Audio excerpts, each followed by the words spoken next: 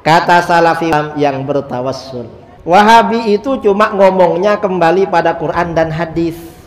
Tapi ajaran intinya bukan dari Al-Quran dan hadis. Dari siapa? Dari Abu Jahal dan Abu Lahab. Kalau tauhid asma wa sifat, sumbernya itu dari Fir'aun dan dari Yahudi. Astagfirullah ya. Jadi sumbernya itu kalau tauhid asma wa sifat itu dari Fir'aun dan Yahudi. Bismillahirrahmanirrahim. Assalamualaikum warahmatullahi wabarakatuh. Alhamdulillah wassalatu wassalamu ala Rasulillah. Allahumma sholli ala Muhammad wa ala ali Muhammad. Alhamdulillah kita bertemu kembali di channel Cahaya Hidayah. Jadi teman-teman yang dimuliakan oleh Allah SWT, di video kali ini saya akan menampilkan video dari Kiai Idrus Ramli yang mengatakan bahwa tauhid yang dibawa oleh Salafi Wahabi ini diambil dari tauhid Abu Jahal dan Abu Lahab. Kata Kiai Idrus Ramli, semestinya Kiai Idrus Ramli ini hanya memutar bahasa ya. Akan tetapi yang disampaikan oleh ustadz-ustadz Salafi itu tentang tauhid rububiyah, yaitu seperti Abu Jahal dan Abu Lahab itu adalah kaum musyrik Mekah dahulu ya.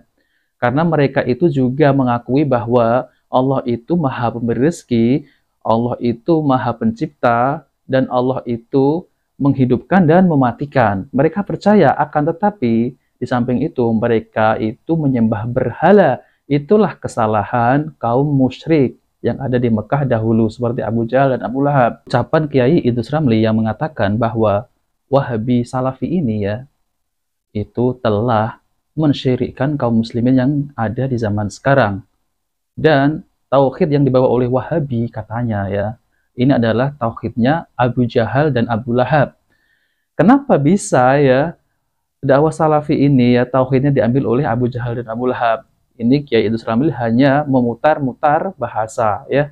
Nah teman-teman semuanya, lebih lengkapnya saya akan tampilkan videonya ya, yaitu video dari Kiai Idrus Ramli. Mari kita.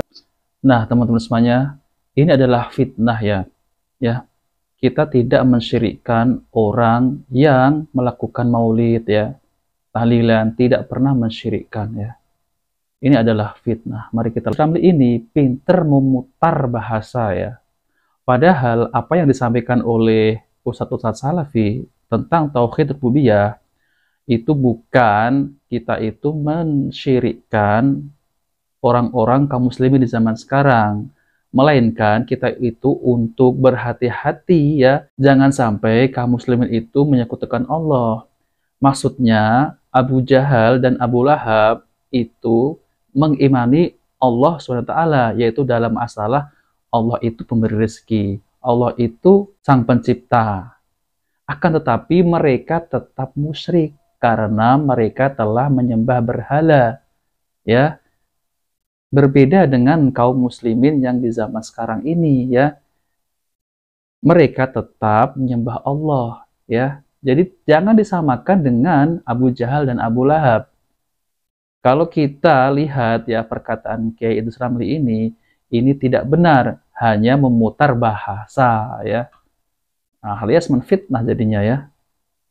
Mari kita astagfirullah ya. Jadi sumbernya itu kalau tauhid asma wa sifat itu dari Fir'aun dan Yahudi. Nah teman-teman semuanya, mari kita simak penjelasan dari Ustadz Dr. Firanda Andirja MA Hafizul Alam. Mari kita simak videonya.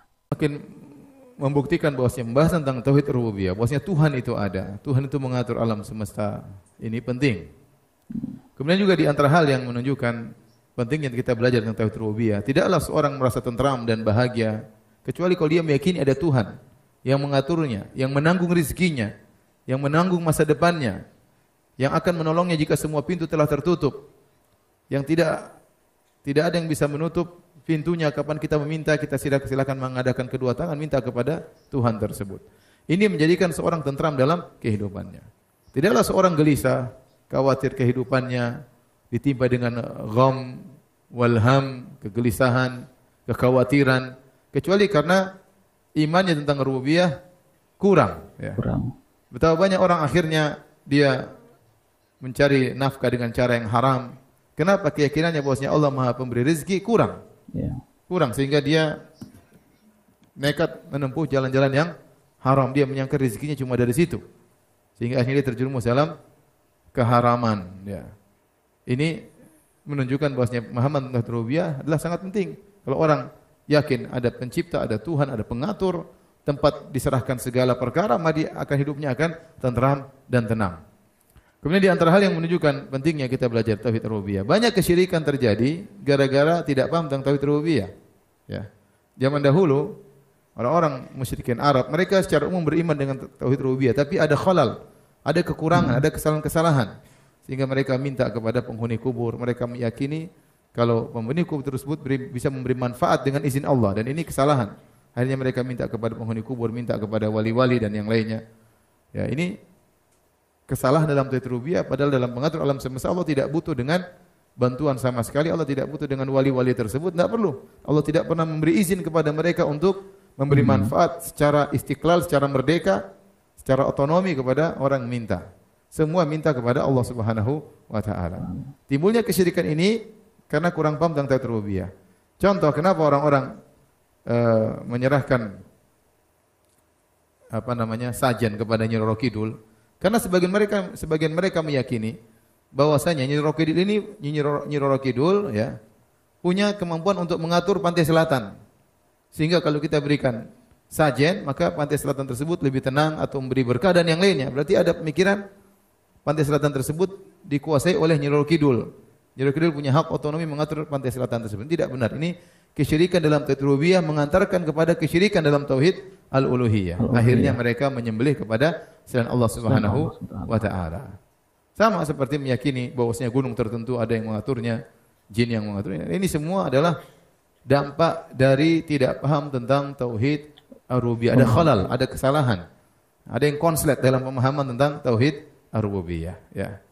Jadi, ikhwan dan akhwat yang dirahmati oleh Allah Subhanahu wa taala, maka ini semua di antara hal-hal yang banyak sekali yang menunjukkan kita perlu untuk belajar tentang tauhid ar-rububiyah.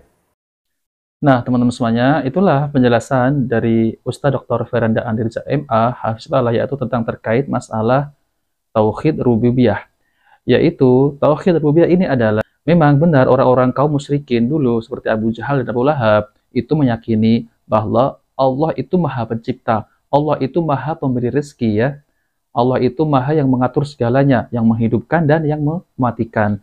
Akan tetapi ya, mereka ini kaum musyrikin Mekah dahulu, mereka itu walaupun meyakini bahwa Allah itu Maha Pemberi rezeki, ya, tapi mereka menyekutukan Allah, yaitu mereka tetap menyembah berhala, dan jelas itu mereka yaitu adalah kaum musyrik, ya.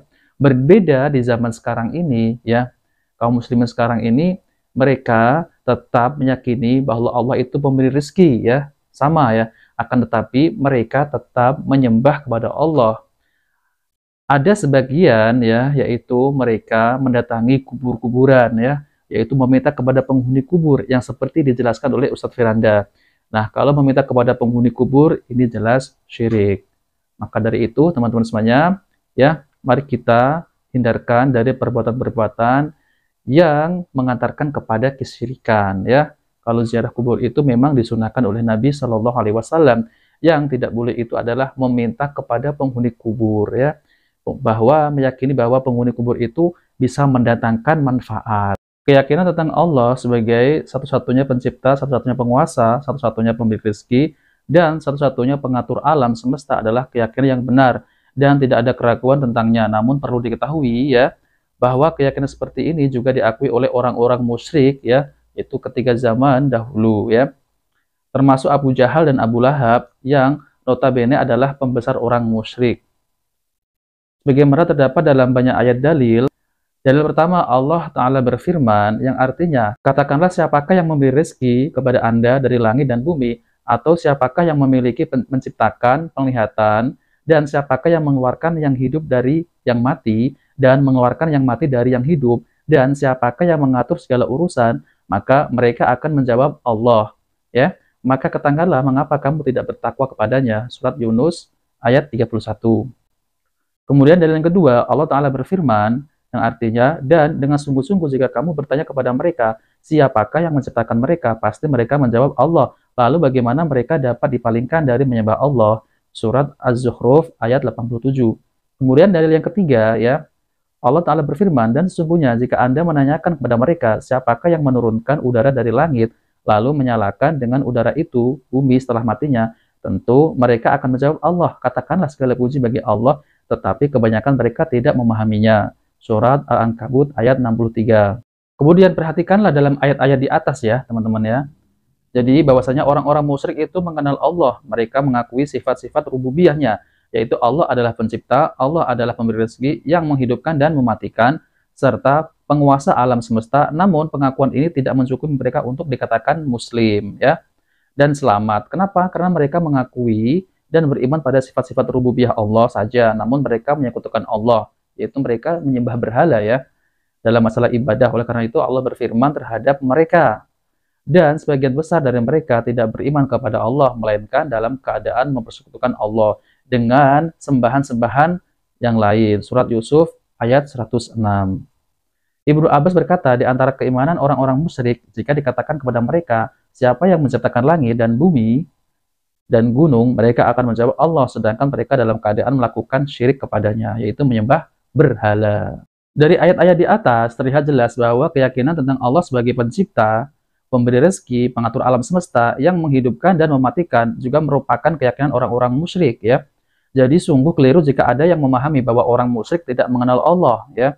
Lantas apa yang membedakan antara akidah seorang muslim dengan akidah Abu Jahal? Apakah hanya sebatas keyakinan rububiyah Allah, bahwa Allah adalah pencipta, pemberi rezeki, dan pengatur alam semesta? Sungguh amatlah jauh pemahaman semacam ini. Yang membedakan seorang muslim dan seorang musyrik adalah pada tauhid uluhiyah, yaitu mengesahkan Allah dalam peribadatan. Orang musyrik memang mengakui bahwa Allah sebagai pencipta, namun mereka enggan menjadikan Allah sebagai satu-satunya sesembahan yang diibadahi. Mereka masih ingin menjadikan sekutu bagi Allah dengan sesembahan-sembahan lainnya, yaitu seperti menyembah berhala. Nah, teman-teman semuanya, jika video ini bermanfaat, jangan lupa like dan subscribe di channel Cahaya Hidayah. Wabillahi taufiq wal hidayah. Wassalamualaikum warahmatullahi wabarakatuh.